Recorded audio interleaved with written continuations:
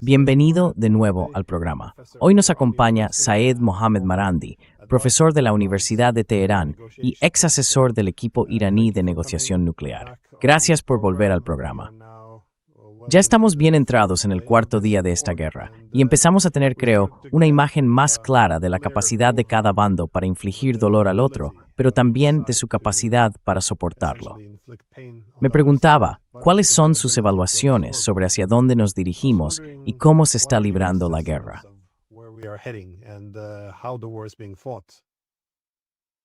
Well, thank you very much for inviting me, Glenn. It's always an honor. Bueno, muchas gracias por invitarme, Glenn. Siempre es un honor. Creo que a estas alturas debería estar claro para todos, Occidente, el Occidente colectivo, las élites de Occidente, que las cosas no están saliendo según lo previsto. Y como llevo diciendo desde hace muchos meses, y como algunos otros, incluidos amigos comunes nuestros, llevan diciendo desde hace mucho tiempo, los cálculos que hacen Washington y sus aliados se basan en una narrativa que es inexacta. Esa narrativa falsa y engañosa lleva a los responsables políticos a formular políticas que en última instancia fracasan y generan miseria para la gente de toda la región, sino de todo el mundo. Across the region, if not across the world. The idea that the Islamic Republic of Iran La idea de que la República Islámica de Irán es impopular, que se está derrumbando, que se está desmoronando, que es un castillo de naipes, que es corrupta. Esa narrativa puede hacer que los líderes occidentales, los responsables políticos y los periodistas de los medios de comunicación tradicionales se sientan bien, pero no refleja la realidad. De hecho, el pasado viernes hice un programa en Al Mayadin, en un espacio semanal que presento llamado Desmitificando Irán. Debido a la guerra, no lo haré esta semana. Pero el episodio del viernes pasado está disponible para que la gente lo vea, y en los primeros minutos queda claro. La narrativa sobre Irán, ese Irán que está a punto de colapsar eternamente, esa idea de que el país siempre está al borde del colapso, lleva repitiéndose desde hace 47 años. being on the verge of collapse, it's been ongoing for 47 years. And I give some examples of the late 1980s. Y doy algunos ejemplos de finales de los años 80, de los 90 y del comienzo de este siglo. Si coges esos artículos del New York Times y del Washington Post y los colocas en el New York Times, el Washington Post o en otros medios de hoy, no notarías la diferencia. En aquel entonces decían que la revolución había fracasado, que se estaba gestando otra revolución, que la juventud, esto fue hace unos 30 años, la juventud que no había presenciado la revolución buscaba otra cosa. Todo lo que oímos hoy en los medios occidentales, la misma narrativa existía hace 35, 40, 45, 25, incluso 20 años. Así que siempre está colapsando, pero nunca parece colapsar. Always collapsing, but it never seems to collapse. And you would think that by now, especially after the 12th Day War, Y uno pensaría que a estas alturas, especialmente después de la guerra de 12 días, cuando esperaban que Irán cayera como un castillo de naipes, reconsiderarían esas políticas. Por supuesto, realmente no esperábamos que eso ocurriera, porque todos tenemos mucha experiencia con Occidente. Y cuando se produjeron los disturbios en Irán, los días 8 y 9 de enero, se sintieron revitalizados. Empezaron a decir que el llamado régimen, les encanta llamar a Irán un régimen, estaba a punto de caer y colapsar. Pero una vez más dijimos que eso era una tontería, que la legitimidad popular en la República Islámica es alta, según todas las encuestas y la presencia de la gente en las calles.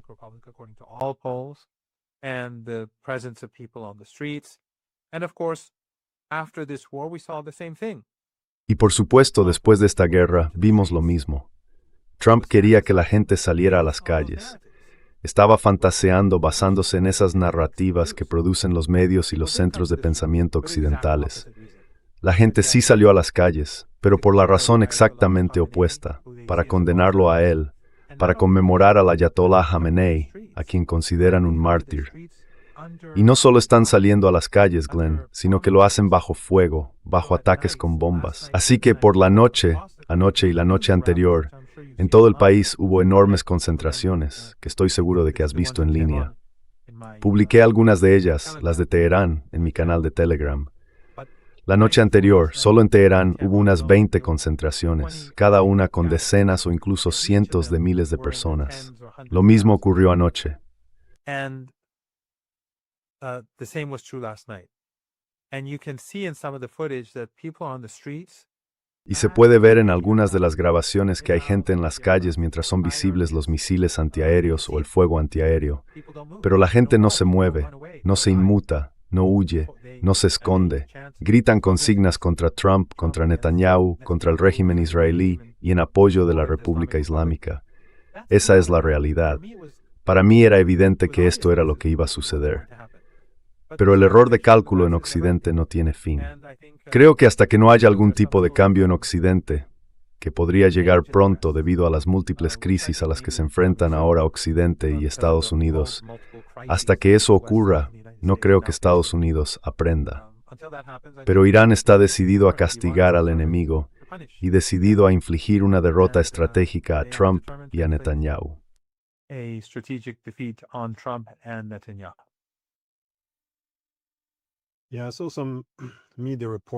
Sí, yo también vi algunos informes de los medios, algunos occidentales, que sugerían, porque tenían fotos y videos de unas pocas mujeres caminando sin cubrirse el cabello, que eso era una señal de que la gente se estaba enfrentando al régimen.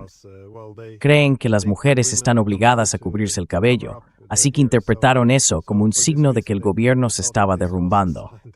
Pero ya sabes, este es el problema principal. Es autoilusión y desinformación. Si quieres llevarte bien con Irán, necesitas estar bien informado. Incluso si quieres derrotar a Irán, también necesitas saber algo sobre él. Así que es muy extraño esa autoilusión. Quería preguntarte, ¿cómo ves que se está desarrollando la guerra? One thing I'd like to add, the very fact that they divide society between those who Una cosa que me gustaría decir es que dividir a la sociedad entre quienes se cubren el cabello y quienes no lo hacen es algo completamente infantil, increíblemente infantil.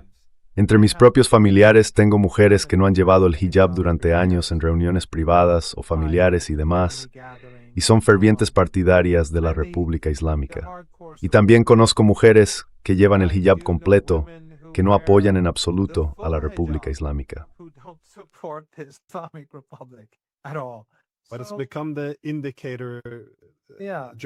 Pero se ha convertido en el indicador que los periodistas suelen utilizar para medir el apoyo al gobierno.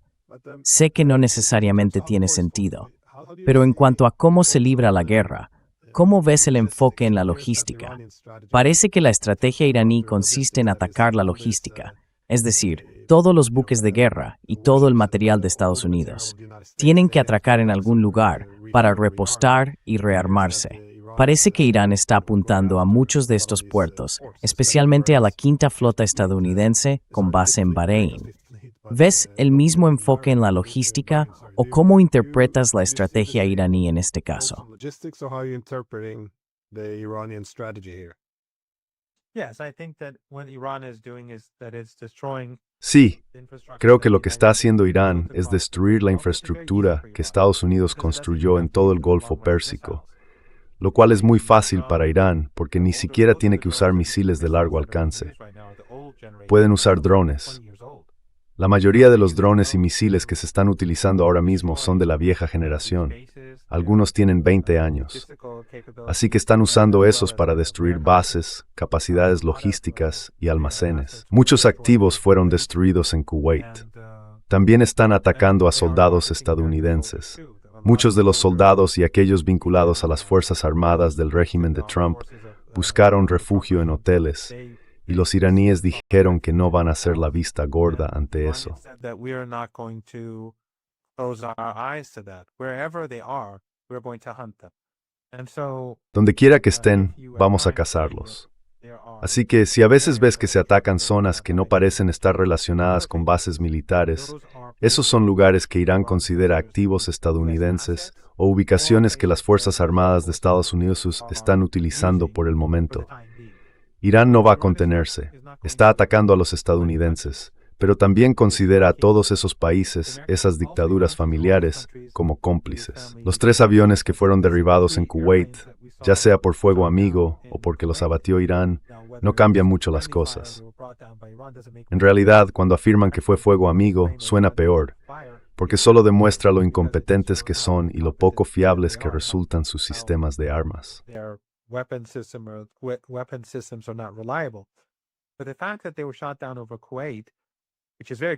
Pero el hecho de que fueran derribados sobre Kuwait, que está muy cerca de la frontera iraní, y que los aviones estadounidenses e israelíes no entren en Irán, sino que lancen misiles desde fuera, demuestra que los kuwaitíes les están permitiendo usar su espacio aéreo. Y por supuesto, los saudíes les permiten usar sus bases aéreas. Omán o Jordania también les permiten usar sus bases aéreas. En todo el Golfo Pérsico ocurre lo mismo. Turquía, mientras sigue exportando petróleo a Netanyahu para ayudarle a llevar a cabo su juicio, también permite que los aviones AWACS de la OTAN sobrevuelen territorio turco para recopilar información sobre Irán y la resistencia.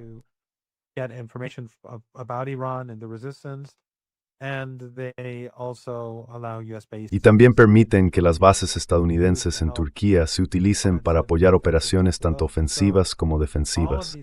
Así que todos estos países están en el bando estadounidense y todos son cómplices de la guerra. Los países del Golfo Pérsico, en particular, no deberían esperar que Irán no ataque. En este momento, el petróleo y el gas no están saliendo del Golfo Pérsico, e Irán ha ordenado a los barcos que permanezcan donde están. Aquellos que, bajo la presión de Estados Unidos, intentan salir, están siendo atacados. Hasta ahora creo que 7 u 8 barcos han sido alcanzados. Los demás permanecen inmóviles. Irán no quiere detener el flujo de petróleo. No desea la destrucción de las instalaciones de petróleo o gas en el Golfo Pérsico, ni tampoco que los petroleros sean destruidos. Irán no quiso esta guerra desde el principio.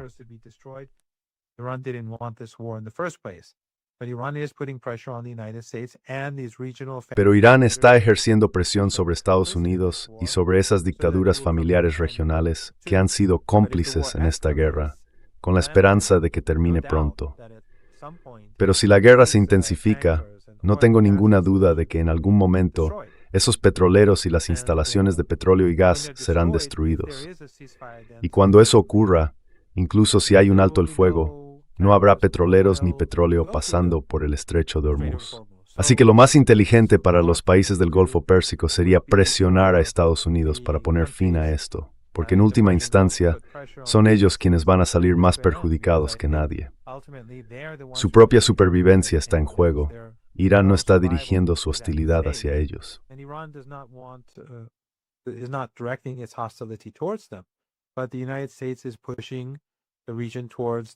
Pero Estados Unidos está empujando a la región hacia esta situación. Y si eso ocurre, tendremos un colapso económico global peor que el de 19, en mi opinión. Especialmente cuando sucede en un momento en que Estados Unidos necesita energía barata para sus proyectos de inteligencia artificial, que son muy intensivos en consumo energético. Es lo más insensato.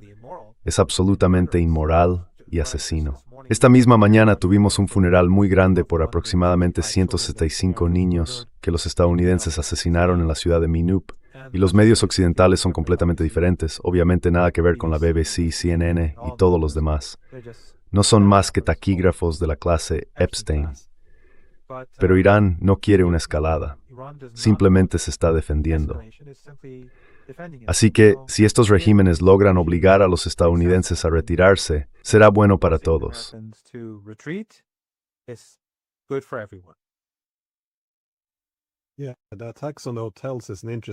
Sí, los ataques a los hoteles son un tema interesante, porque en las reglas de la guerra justa se divide en dos partes: el derecho a ir a la guerra, el jus ad bellum, y luego las reglas cuando ya estás en guerra, el jus in bello. Y según las leyes de la guerra, se sugiere que siempre que haya, incluso si hay, fuerzas militares o armamentos situados en una zona civil, esa zona se convierte en un objetivo legítimo. El crimen, entonces, lo cometen quienes colocan a los militares en la zona civil. Pero mencionaste esta escalada, y leí que hubo cierta presión por parte de Estados Unidos para que algunos de los estados del Golfo participaran directamente, especialmente Arabia Saudí.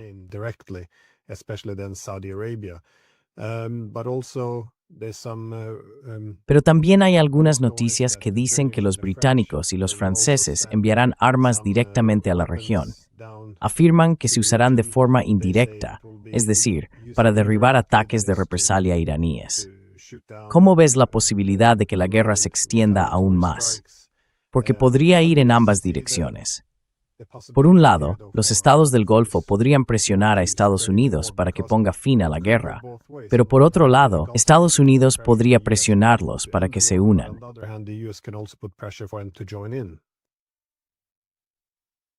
What could these countries in the Persian Gulf actually do? ¿Qué podrían hacer realmente estos países del Golfo Pérsico en una guerra? Quiero decir, si Irán quisiera seriamente debilitarlos, podría hacerlo con mucha facilidad. Todo lo que Irán tendría que hacer es destruir sus instalaciones de petróleo y gas, destruir sus activos clave. Son completamente dependientes de la energía. No son como Irán, no son como algunos de los otros países, digamos, de Asia Central o el Cáucaso. Dependen totalmente de ello, no tienen nada más. Los Emiratos, los saudíes, los cataríes, los kuwaitíes, ¿qué más tienen? No tienen nada. Así que son muy vulnerables. Solo unos pocos misiles y drones en los lugares adecuados bastarían para derribarlo todo. No es algo que Irán quiera hacer. Irán no empezó esta guerra.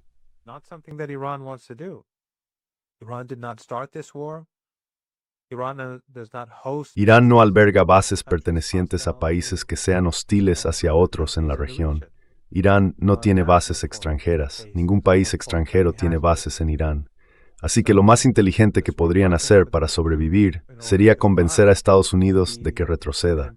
Y Estados Unidos tendría que retirarse, marcharse. Eso sería, por supuesto, una gran derrota para Estados Unidos. Pero Irán va a seguir adelante con esto. Irán no tiene planes de poner fin a la guerra y la intensificará cuando sea necesario. Hemos visto que las capacidades de Irán son muy considerables. El hecho de que Estados Unidos no tenga la capacidad de destruir las bases subterráneas de misiles y drones de Irán es la razón por la que Estados Unidos y el régimen israelí están bombardeando hospitales. Incluso bombardearon hospitales en Teherán.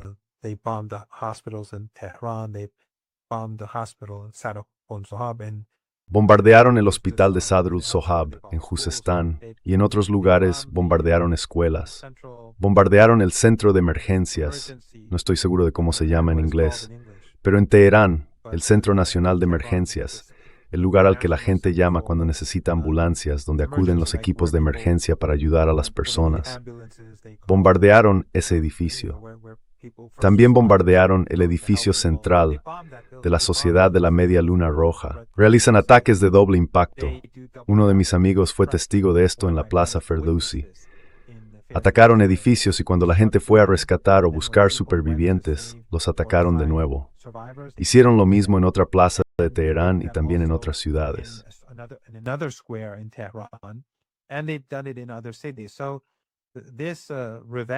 Este asesinato por venganza, este acto de tomar represalias contra iraníes comunes, se debe a que son incapaces de atacar objetivos clave en Irán. La mayoría de las bases subterráneas de Irán ni siquiera se han utilizado todavía. La inmensa mayoría no se ha abierto, ni siquiera saben dónde están ni dónde se encuentran sus accesos. Están utilizando una serie de bases subterráneas de guerras anteriores y algunas orientadas hacia el Golfo Pérsico. Pero la gran mayoría de las capacidades de Irán no se han revelado. Y como dije antes, Irán está utilizando misiles y drones más antiguos.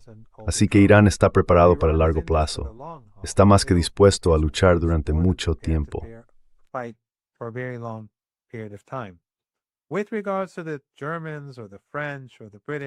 Con respecto a los alemanes, los franceses o los británicos, creo que sus fuerzas armadas son un chiste y sus capacidades no son algo que Irán se tome en serio. Ya tienen más que suficientes problemas en Ucrania, y esos problemas probablemente empeorarán mucho bajo las circunstancias actuales. Todas esas defensas aéreas se están agotando en la región del Golfo Pérsico y en Palestina. Estamos viendo misiles iraníes atravesar directamente las defensas en Israel. Es evidente que se están quedando sin defensas aéreas, y las que tienen no son muy buenas de todos modos. Lo mismo ocurre en el Golfo Pérsico.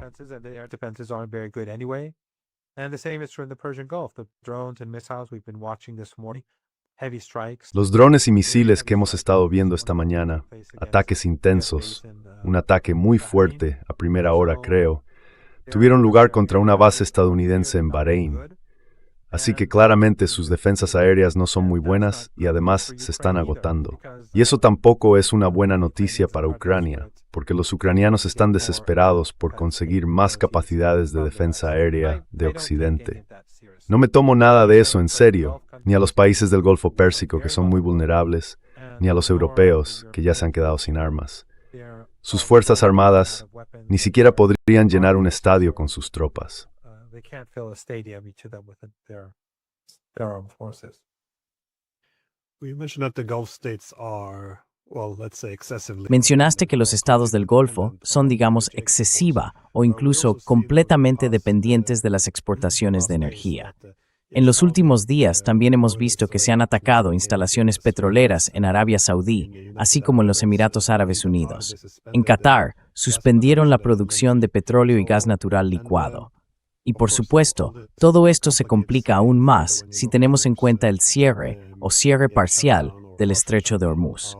Entonces, ¿cómo lo ves? Es un componente clave de la estrategia iraní utilizar la energía como instrumento económico para distanciarse de Estados Unidos. ¿O se trata más bien, supongo, de sacudirles el suelo bajo los pies, de poner a prueba su capacidad para continuar como lo han hecho hasta ahora? Their ability to continue as they've done in the past. Well, the Iranians have said that they did not carry out the Bueno, los iraníes han dicho que no llevaron a cabo el ataque con drones contra la instalación de Saudi Aramco. Y hemos oído, no vi la entrevista de Tucker Carlson, pero hemos oído de él que los israelíes estaban intentando realizar ataques con bombas en Arabia Saudí y en Qatar. Así que no está claro cuál es la verdadera historia con las instalaciones energéticas. Si Irán hubiera querido destruirlas, las habría destruido. Si Irán hubiera querido destruir los petroleros, los habría destruido. No sé si viste las imágenes de Irán lanzando un misil contra un petrolero que desobedecía las órdenes de permanecer en su sitio. Alguien lo estaba grabando, y se podía ver el misil pasar justo al lado de los distintos petroleros que estaban uno junto al otro. Claramente no querían tocar ninguno de esos petroleros.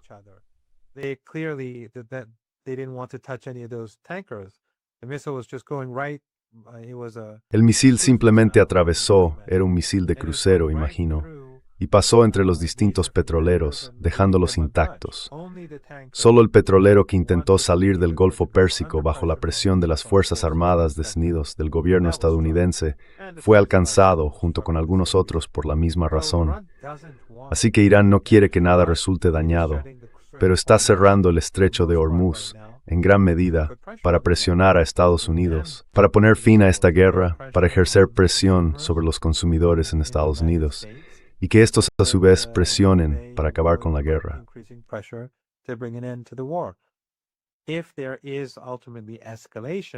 Si finalmente hay una escalada, sería resultado de las acciones de Estados Unidos y del régimen israelí. Al igual que con los problemas que tenemos ahora, ellos son los culpables. Si alguien está molesto porque los precios del gas natural se disparan de repente debido a que Qatar no puede enviar gas a través del estrecho de Hormuz, es porque Estados Unidos, porque Trump y Netanyahu iniciaron esta guerra. Si no hubieran empezado la guerra, esa energía habría estado camino de Europa o de donde fuera que debía ir hace unos días.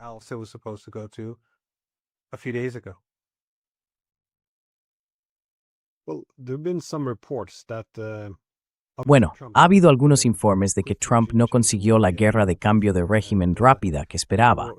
Y también se informó de que utilizó algunos canales, a través de los italianos creo, para pedir a Irán que aceptara un alto el fuego, con el fin de ponerle fin rápidamente.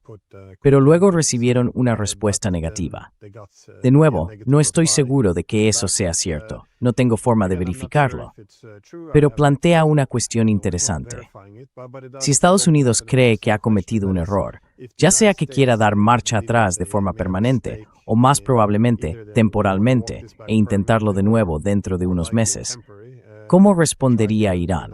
Es decir, ¿cuáles son las exigencias y condiciones de Irán para poner fin a la guerra ahora que ya está en marcha? ongoing. The United States has to be punished. And Iran is not going to accept Estados Unidos tiene que ser castigado, e Irán no va a aceptar ningún alto el fuego. Eso no va a suceder. Los iraníes tienen que llegar a un punto en el que sientan que en el futuro la seguridad de esta región no estará amenazada por Estados Unidos. Así que los iraníes están preparados para el largo plazo. Y recuerda, decían, creo que fue Netanyahu quien dijo, que Irán tenía unas 2.000 misiles o 1.800 misiles. Bueno, yo creo, y siempre he dicho, que eso es una tontería. El número de misiles iraníes preparados para atacar a Israel, habría que multiplicar esos 2.000 por un número grande para llegar a la cifra real. a large number, and you get to the real number. And then the missiles and drones that have been produced. Y luego, los misiles y drones que se han producido y están listos para disparar contra los activos estadounidenses en el Golfo Pérsico y el Océano Índico son mucho más numerosos que los misiles preparados para el régimen israelí. Así que Irán está más que preparado para continuar esta guerra durante muchísimo tiempo y se asegurará de que Estados Unidos se arrepienta de esta guerra. Lo más inteligente que podría hacer Estados Unidos sería aceptar su fracaso y retirarse cuanto antes, pero si no lo hace, tendrá que aceptar el fracaso a un coste mucho mayor. Los iraníes no van a aceptar una situación en la que los estadounidenses puedan reagruparse dentro de 6, 8 o 10 meses y volver a intentarlo. Eso no va a suceder. I'm a bit surprised by how surprised people Me sorprende un poco lo sorprendida que está la gente por las capacidades de Irán y por cómo las está utilizando. Porque bueno, cualquiera que haya estado siguiendo este podcast o hablando contigo, así como con otros invitados, ha señalado que Irán dispone de una gran cantidad de misiles y drones. Pero también, ¿cómo respondería Irán si fuera atacado de nuevo por Estados Unidos? Se consideraría una amenaza existencial y básicamente atacarían todas las bases de toda la región. Esto debería haber sido de sentido común. Pero si va a aceptar ese sentido común, primero tienes que aceptar y consideraría esto como algo existencial. first have to accept that Iran would consider this to be existential. And I think, a lot of media and politicians, they can't accept it. Creo que muchos medios y políticos simplemente no pueden aceptarlo, porque insisten en que están promoviendo la democracia o defendiéndose, algo por el estilo.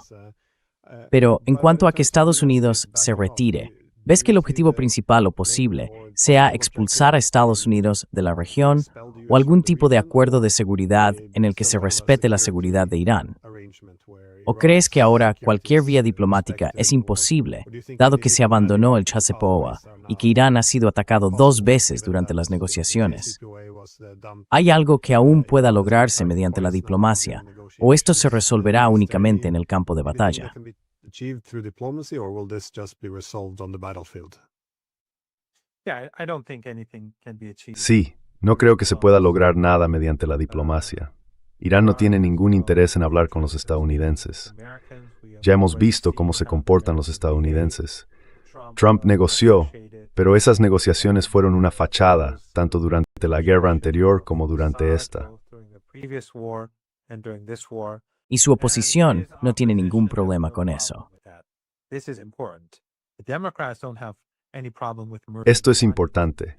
Los demócratas no tienen ningún problema con asesinar iraníes, traicionar y mentir sobre las negociaciones, y mantener negociaciones falsas. Odian a Trump. Pero durante el discurso del Estado de la Unión, la única vez que demócratas y republicanos se levantaron y aplaudieron como focas fue cuando él estaba atacando a Irán. Así que no se puede confiar en Estados Unidos. Y creo que los países de todo el mundo también se están dando cuenta de esto. Ven lo que está ocurriendo. Así que Irán va a luchar y al final los estadounidenses tendrán que encontrar una forma de retirarse. Esa es la única solución que será aceptable para Irán. Si los estadounidenses se retiran más rápido, será más inteligente. Pero si no lo hacen, pagarán un alto precio. But if they don't, it'll come at a heavy price. But I think the decisive strategic Pero creo que la derrota estratégica decisiva que Irán quiere infligir a Estados Unidos sería aquella que garantice que Estados Unidos no vuelva a pensar en hacerle algo así a Irán. Eso es lo que Irán busca. asegurarse de que Estados Unidos quede debilitado y castigado de una manera que le impida repetirlo. Y creo que eso ya está ocurriendo, por cierto, Glenn. Desde hace 4 días, Irán ha actuado por su cuenta. Hasta ahora, Yemen no ha participado, Irak solo de forma leve, Hezbollah de manera leve, pero cada vez más implicada, y los aliados de Irán siguen esperando. Los iraníes pueden hacer mucho más de lo que están haciendo ahora. Ni siquiera han utilizado aún sus principales recursos.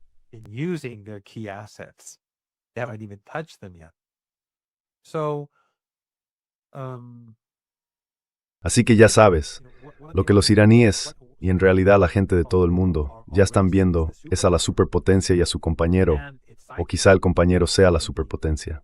Pero ambos, sus fuerzas combinadas con el apoyo de todo Occidente y de sus aliados regionales, incluido Erdogan, han fracasado. Irán los ha estado golpeando durante 4 días. Y creo que eso ya está destruyendo la imagen de Estados Unidos como una superpotencia invencible. Eso, creo, tendrá grandes repercusiones en el futuro, independientemente del coste económico que esto vaya a tener para los estadounidenses y del hecho de que va a empeorar sustancialmente la situación económica en Estados Unidos, mucho más que antes. Pero aparte de eso, el mundo está viendo que este único país está atacando día y noche, y eso no hace que Estados Unidos parezca fuerte.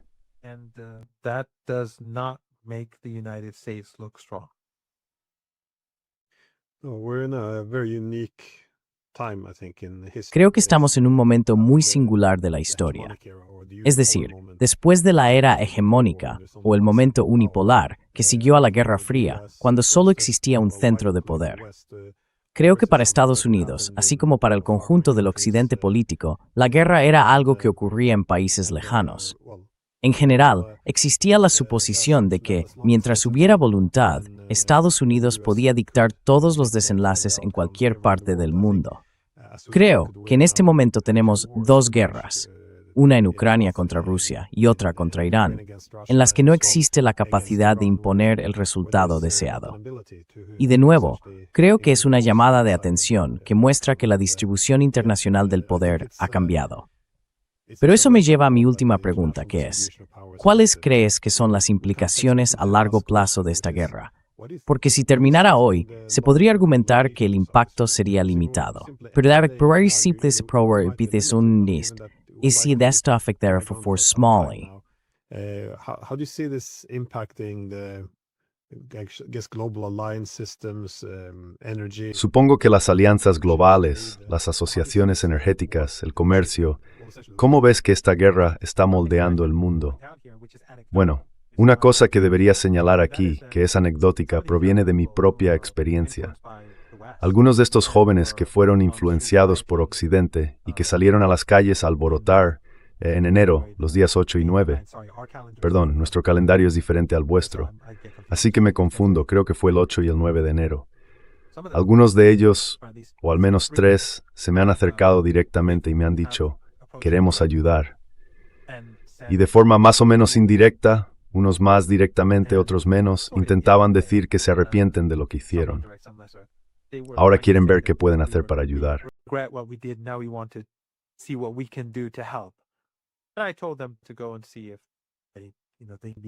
Les dije que fueran a ver si se necesitaban voluntarios en las calles para proteger a la gente y demás.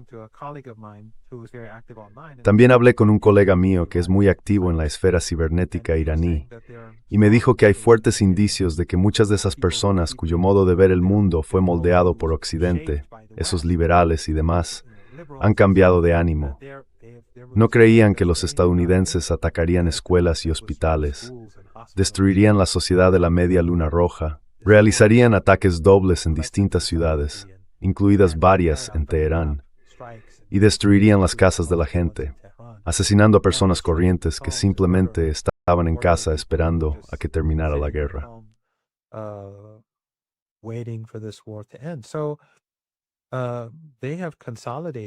Así que han consolidado la República Islámica. Y el Ayatollah Jamenei, su estatus se ha disparado, y no solo en Irán, sino en toda la región y más allá.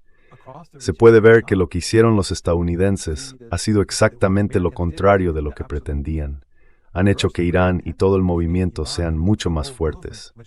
Y por supuesto, como ya comentamos, el Islam y en particular la ideología chií apoya a los oprimidos y se enfrenta al opresor, con Karbala y Imam Hussein como símbolos centrales. Si los intelectuales o las élites estadounidenses, para ser más precisos, y los responsables políticos lo hubieran estudiado un poco, habrían sabido que eligieron el país equivocado con el que pelearse.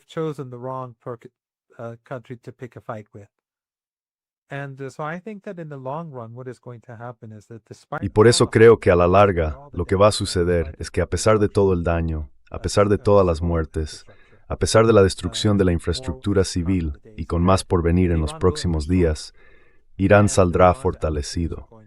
Y los adversarios de Irán serán más débiles.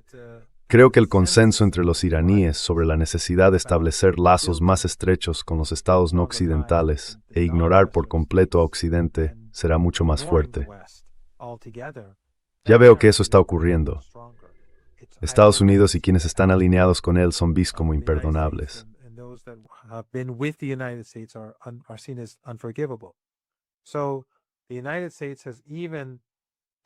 Así que Estados Unidos ha demolido incluso ese pequeño, bueno, ya sabes, pequeño porcentaje, pero aún así ese sector de la sociedad que los miraba, creyendo, liberales ingenuos y jóvenes, creyendo que eran un símbolo de esperanza, libertad y democracia y todo eso, han destruido esa base. Y creo que durante 1 o 2 generaciones eso hará que Estados Unidos ya no sea capaz de tener ninguna influencia en Irán. Pero creo que para entonces el imperio estadounidense se habrá derrumbado mucho, mucho antes que eso. Y pienso que la guerra contra Irán está acelerando ese colapso con gran rapidez.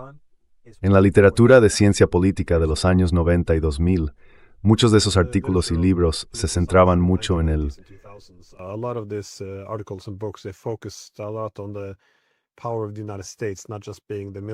poder de Estados Unidos, no solo su poder militar y económico, sino también su poder blando, el atractivo, incluso para sus adversarios, la suposición de que seguiría ciertas reglas y defendería ciertos valores. Eso tenía una especie de fuerza gravitatoria, que no era tan fácil de medir como el poder económico o militar, pero que no obstante era inmensamente poderosa.